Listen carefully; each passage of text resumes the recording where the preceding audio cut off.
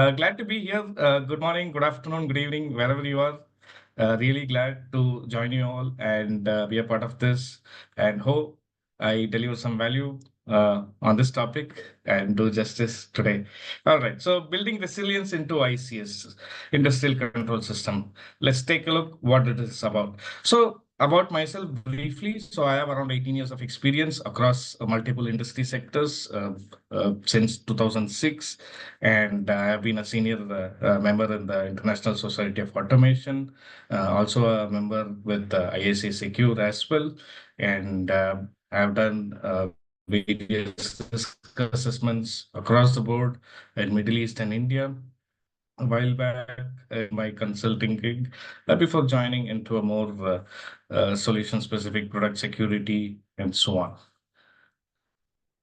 All right. So before we get on to the topic for today, I thought let me set the tone, right? Because this is something that we might have seen across multiple reports each year, and there are a lot of information being shared. So I just wanted to share a brief snapshot and how this ties in with the topic for today. So this is from a global cyber resilience study carried out by HCL Tech, uh, and it's really interesting information. So basically, this highlights four essential themes: the growing attack economy, the confidence level of the cybersecurity management, the impact of emerging technologies, and the impact of aligning strategic priorities and, very importantly, outsourcing as well. So it kind of shares a very good overview in terms of how we can basically strengthen the cybersecurity resilience, and kind of shares different insights based on the information shared by people who participated in the survey, right? So 81% of the people who were surveyed highlighted a likelihood of a cyber attack on their organization within next 12 months. See, again, this goes without saying, right? Like, if you're a big organization, irrespective of whatever industry sector you are in, I think this is something that day in, day out, we need to be on our toes. And is something that we need to keep on our minds. And 35% of security leaders are confident of in-house security expertise to deal with the cybersecurity risk. And again, 35% is definitely looks like a very abysmal score. But again, this is something that is constantly evolving, and the challenges of the competency, the availability, the demand supply of skilled people again comes in the way. And with the various techniques, tactics that all these attackers again come in with, right? And 54% of security readers said that AI generated attacks is a top concern with respect to emerging technologies impacting the future. I think that's a valid concern, right? Like, whenever there is something new, whoever it is, especially the attackers, they try and see how effectively they can get the attacks across, right? A lot of information is already available in the net, and they try to maximize and optimize the tools that is available. And 84% said improving the compliance and risk management is the top area of investment in the next 12 months. So this is something very important, because for an organization, this kind of sets the cybersecurity budget. It also highlights the cyber insurance that might they have to pay out, and so on. And of course, it is again in line with whatever strategic priorities and investments the organization may have. All right. So this is something very important that I wanted to share. Of course, there are a lot of insights about other industries. Probably for a detailed the study, maybe please go check it out. But I'm just going to focus on the energy and utilities uh, the what feedback had given. So 92% are gearing up to invest in incident response and recovery in the next 1 to 2 years. So this is a very interesting fact. Again, unlike processes, and so on. Uh, this is kind of always relegated to not being implemented or not there. Probably you can take a self-assessment in your organization how things stand when it comes to backup and recovery, right? This is very important for the business continuity as a whole. And of course, my specific focus is on the industrial control system. IT organization might have it in place, but does your OT organization have this? This is something that you need to ponder. So saying, let's go into the topic for today. So before that, this is something that I usually share with all whenever I conduct trainings, whenever I give a session. This is something I kind of feel it is something that people need to see and understand, because especially today we are talking about resilience, and resilience can only happen when we already implement processes, policies, procedures, trainings, and tools, techniques, competency in the place. So this is basically a Swiss cheese model where it shows different defense, barriers, and safeguards. See, I come from a process industry background. I have worked extensively in oil and gas and petrochemicals, refineries, and so on. So their process safety is kind of very matured uh, topic, and cybersecurity can learn a lot, and the process safety, the functional safety kind of complements the cybersecurity requirements and implementations as well. And this is something that I learned there. So according to this metaphor, in a complex system, hazards are basically prevented from causing human losses by a series of barriers, right? And each barrier, of course, will always have some unintended weakness or holds. Hence the similarity with Swiss cheese. See, nobody can be 100% secure, right? So the reason why I'm taking this as a parallel from the process safety, and this is basically uh, remade to suit our cybersecurity management and organization. The reason being, uh, you- these weaknesses are basically constant, right? The holes open and close at random. The reason being, one cannot say you're 100% secure, you're 100% safe, right? We need to go in what can happen wrong today, right?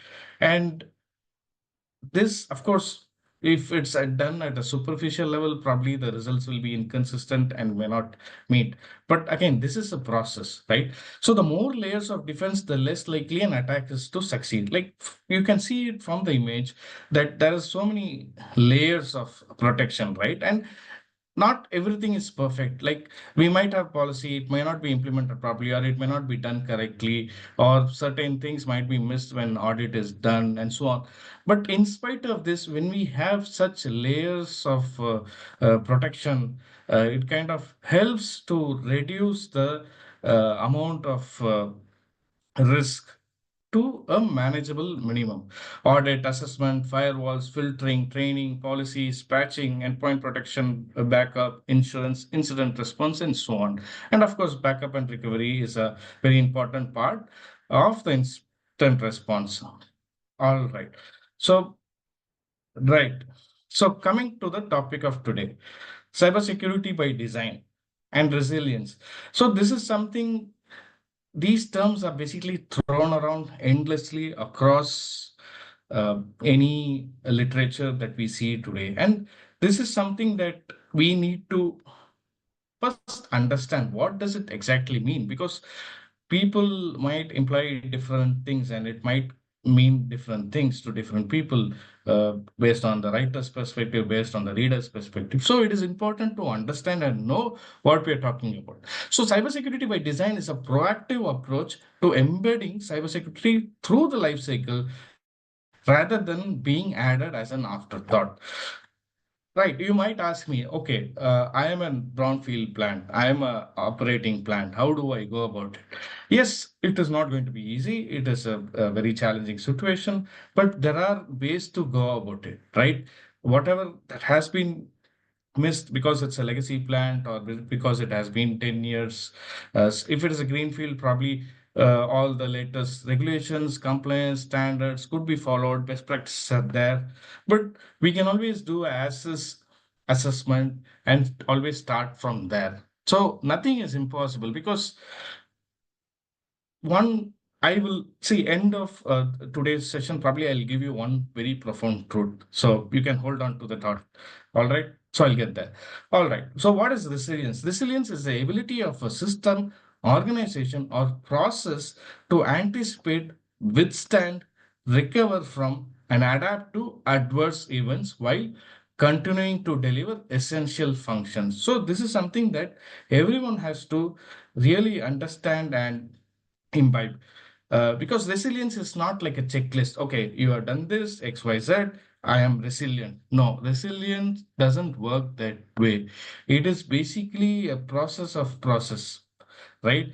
You have various checks and balances in place and ensure it's working in order. Only then can you achieve resilience, right? Without all the missing components, be it human, be it technology, it could be anything, you wouldn't be resilient. All right. So now we know what is cybersecurity by design and what is resilience. So uh, the important aspects of security by design and industrial control systems, before we go there, we need to understand the consequence, right? And in this session there would be a lot of participants coming from different backgrounds and might be keen to know, because they may not have actively worked in a OT process or OT security and so on. So organizations where ICS are increasingly targeted by cyber attacks, the consequence can be devastating. The thing is, as of now, when we speak specifically about ICS incidents, it is like handful, maybe 10, 12, and so on. Most of the impacts that ICS usually has is like a domino effect by the IT systems being impacted, right? The recent pipeline incident 2.5, 3 years back in the US, which is a very good case in point. But here our focus is purely on the ICS and what the consequences are, uh, whether it's by direct impact or indirect impact. So when we talk about operational disruptions, so it kind of interrupts the essential services like power, water, manufacturing, emergency services, right? And when we speak about the human safety, environment, and so on, it's basically endangering the human life and devastating the environment because equipment loss or the facility loss can still be salvaged to an extent by insurance and so on, but life lost and environment damage is sometimes that's it. It's done, done. Like there's no, we cannot reverse it. Even environment might take a very longer time, right? Like a good example is a nuclear leak and so on. Equipment damage. Of course, we might focus more on human life because we value it, but at the same time, for any organization, equipment damage, especially when there's physical damage uh, due to some kind of failure or explosion or whatever it is, it's still money and downtime, right? Importantly, downtime, reputational loss, and so on. There's a lot of other things that go in. And data breaches, compromising sensitive information and intellectual property because of the data breach. So these are some of the consequences that can potentially happen. So why do we need the security by design in ICS, right? And as we have seen, industrial control systems are heavily targeted by cyber attacks, and the consequence can be devastating because of the reasons that I said earlier. So one very important benefits of security by design is uh, we can reduce vulnerabilities because we try to develop a secure product system solution we follow a procedure like 4-1 or SDLC that people might be familiar. We do various scans and analysis and so on. So identifying and addressing security flaws early in the development of life cycle, right? So minimizing the attack surface. So threat modeling, attack surface analysis, it basically limits the points of entry for the attackers. And like lowering the total cost of ownership. So this is like when we uh, think about security in the design stage onwards. We can try to optimize the costs. We can try to minimize the future expenditures in implementing or modifying a current solution that might be super expensive, right? So addressing security issues early on is the most cost effective than retrofitting security later. So I want to emphasize this. So please, this is something that people need to remember. And enhancing resilience. So enabling systems to withstand and recover from cyber attacks. This is where policies, procedures, implementation, audits, and correctional measures, if it's done in a clockwork precision manner, I think you can probably say that your organization is resilient. So what are the key principles of security by design?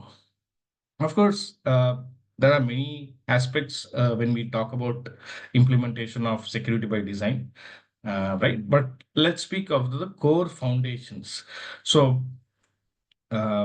basically, these core principles that I'm discussing today can be your bedrock for this security by design process.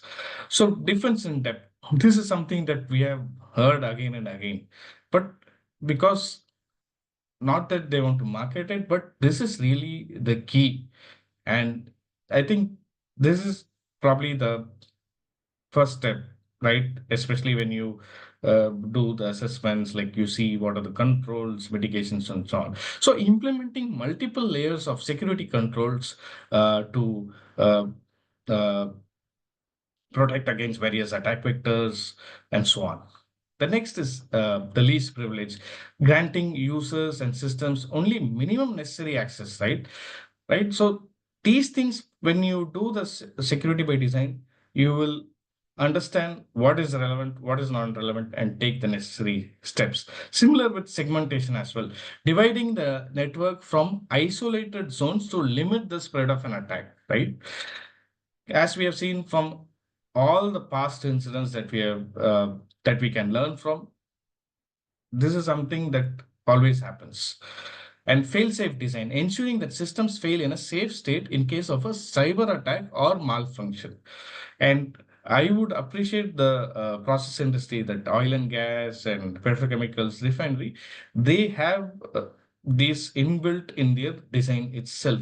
And this is something that other industry sectors also should contemplate and implement during their design stage. Or even if the facility is already up and running for years, this is something that can be retrospectively retrofitted. Security by default, configuring systems with secure settings as the standard, right? Of course, company to company, country to country, organization to organization, things might differ, but you can see what works best for you. Threat modeling, this I have emphasized earlier, identifying potential threats and vulnerabilities to prioritize security measures. Resilience. So basically ensuring that when you design the systems to maintain the critical functions even when there is a cyber attack, right? That is the success of how resilient you are in spite of all the odds against you. And zero trust. Never automatically trust any user or device and verify everything before granting access. Of course, this might look as if it's some new concept, but in honest, it is not, because trust boundaries has always been there for a while, but now in a trust deficit world, I think this is something that is coming under spotlight. And especially for industrial control systems, there are some challenges when it comes to zero trust. Not everything is like fits all. kind of thing approach should be taken. You need to see what works best for you, and of course, in terms of cost, in terms of practicality, feasibility, and so on. All right. So we saw the what are the fundamental cores. So let's briefly look about the systematic approach. What do you do once you implement, right? And try to be resilient. Risk assessment, identify potential threats, vulnerabilities, and impact of cyber attacks. Uh, Having security requirements. This is something where many organizations falter on, because when you start the activity, you need to define clear security requirements based on the risk assessment and compliance standards. Compliance standards could be internal or the regulations or some best practices, but this should be clearly defined before you start secure by design.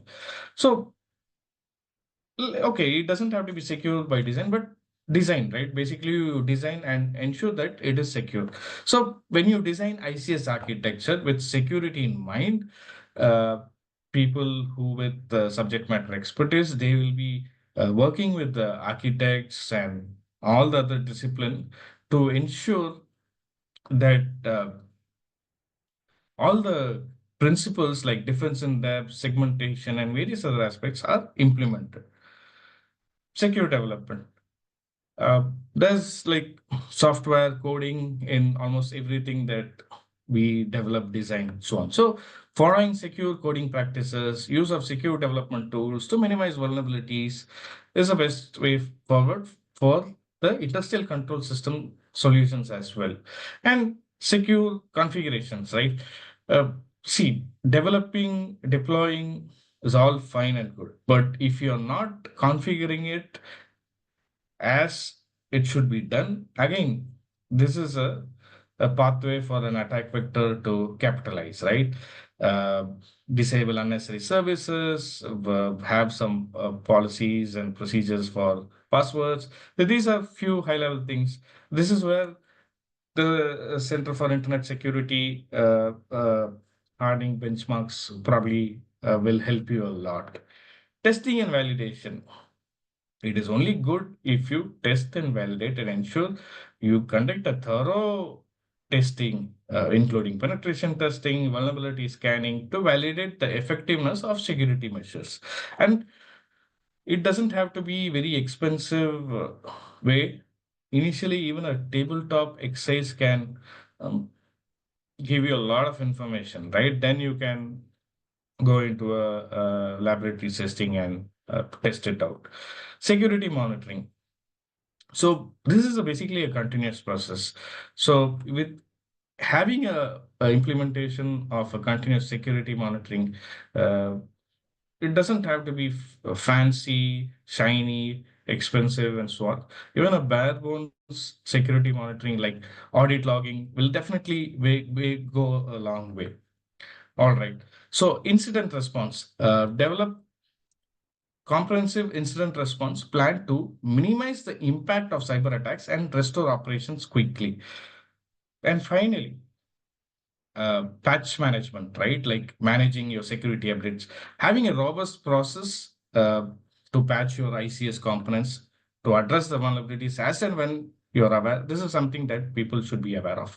All right. So we talked about foundational requirements, how to go about implementation and so on. So you have a lot of options in terms of different standard and best practices, which kind of guide and how to go about it, right? You have IEC 6443, NIST SP 882, and IEC 27001 information security management standards. And of course, there are a lot of industry specific frameworks and standards as well. And even NIST has a very good guidance for resilience, cyber resilience. I'll come to that on the last slide. So I thought I'll share you this as well, because this resiliency that we talk again and again is only accomplished when there are security controls that are selected across the security life cycle. Basically, this diagram kind of shares, and I took this from a very good book by Eric D. Knapp, where he mentions how we can improve the cyber resilience of an industrial control system. And one of the many benefits obtained through the implementation of the industrial security program, which kind of parallels the IS security management systems, right? So we have a OT security programs. So organizations basically devote large portions of their security budget on mechanisms to prevent an attack from occurring. All right, but there is a very there's a lack of balance investment in controls to detect an event of a breach and so on. So the security should be considered as a long-term strategic investment rather than short-term or one-time tactical expense, right? So basically, this can only be achieved when we have a security program in place, which can be used as an effective tool when mapping different security controls to each phase and will help basically potential short and long-term weakness in the security strategy that could affect the overall resilience of the security program. So all said and done, there are always challenges, constraints, and considerations that we can do. We have legacy systems, we have resource constraints, we have complexity, we have real-time requirements. Then, of course, there is the supply chain management and so on. All these are various challenges. So one needs to effectively manage these challenges that are basically associated, especially when you uh, do this security by design. These things would be your main constraints. And this is where some organizations might take some decisions and they regret later. So time might be an issue, cost might be an issue, but this is where design workshops and the possibilities, taking external support, right, uh, can help you across the board. And supply chain management is in the news. Vetting your supplier, whether they have some kind of security programs in place, whether they certify their products. All this goes a long way, right? Like helping. All right. And of course, the complexity is increasing. The technical solutions, tools, hardwares, people need to be trained apart from the basic awareness trainings and so on. So this is something that we have to deal with and find a way, find a common ground, and move forward. And of course, IT, OT collaboration is something very key to success, right? If the collaboration is lost, it's detrimental to the overall organization resilience. All right, there's a lot more, but probably maybe another session. So resilience, where to start, right? Like this is the last slide for the day. So for this session, so I thought I'll go a little bit more in detail. So many organizations believe that this is one example that I wanted to share. Just a simple example to drive home the issue that at hand. So many organizations believe that when we speak about industrial computers, right, they should be protected from network-based attacks, and their attention is always focused on configuring the host-based firewall, inbound or rules, and so on. But when we see the various incidents and uh, the lot of research that has gone on, uh, basically the security controls to protect against advanced target attacks, uh, they are typically the most difficult to prevent, right, and have shown that overall network resilience to cyber events can be improved by also developing an outbound rules on these firewalls, and this effectively contains or isolates the malware or whatever it is to the compromised source and offers significant defense. So this is one good example. Like one simple rule configuration in a firewall can help you to be resilient in that particular aspect. So similarly, there are various controls, right? This is like a word map that I put. Risk assessment, incident response planning, trust boundary, correct configuration, crisis management, patch management. All these are basically different cybersecurity requirements. And this is how, when you have a life cycle in place, when you take support for the competency, for the complexity, work together with the vendors who think for you, I think this is where basically the resilience actually happens.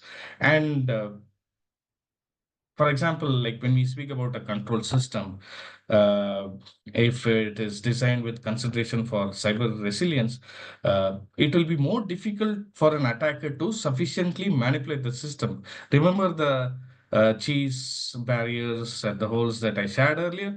Yeah, this basically ties in with that. And this is something that we need to keep in mind. Nobody is 100% secure or safe, and we always need to ensure that we get the basics right. Then think about all the fancy uh, stuff for the hardware that is there. And very good thing that recently that NIST came up with is they have developed a cyber resiliency framework. And the good thing is it covers the critical infrastructure, and they also have mapped with the attack framework for ICS. And this NIST guidance basically has included an appendix containing an analysis of what are the potential effects on cyber resiliency when the adversary kind of uses a specific techniques, tactics, procedures to attack and so on. And it's a very good document since we are speaking about resilience and security by design. This is something that you can start doing, right? You don't, okay, okay, I'm a brownfield. Okay, take a look at what is your current state as is, and take this document, see what they have mentioned, just compare with your existing procedures, audits, and so on. I'm sure it will be definitely very helpful. With that, this doesn't end here, obviously, and this is based on my limited knowledge that I have, and I am learning each and every day as well. I hope to speak in more detail later on sometime when there's a chance. Thank you, everyone, for listening to me. I hope you learned something new today. Thank you for your attention. Thank you very much, John. That was a wonderful presentation, packed with we just got it in, so we do have the 1:40 break coming up. I don't see in the chat. Let me just make sure. I didn't see anything in the chat. We have some thank yous coming through. Doesn't look like we have any questions.